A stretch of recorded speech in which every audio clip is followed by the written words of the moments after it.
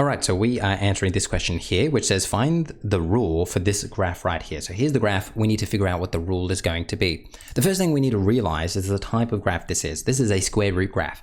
And we can begin by just writing down the general rule for this. It's going to be y is equal to some dilation factor, a, the square root of x minus h plus k.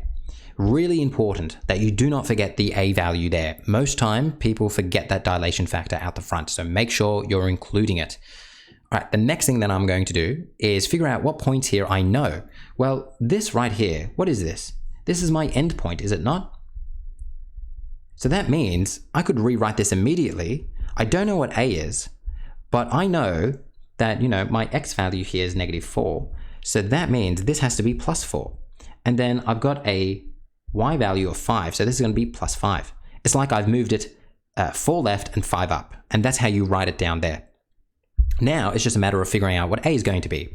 To do that, I take my other point and I sub it in. So sub in 5, 0, 2, solve for a.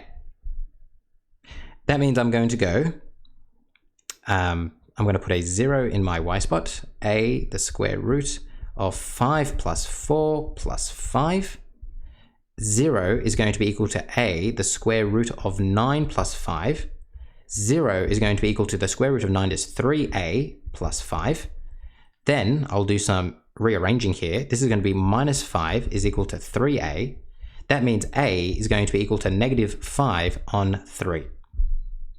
Therefore, what is my rule going to be? It's going to be y is equal to, my a value is -5 on 3, the square root of x plus 4 plus 5. And just like that, we have solved it. We have found the rule. There is the rule. And notice how the rule makes sense.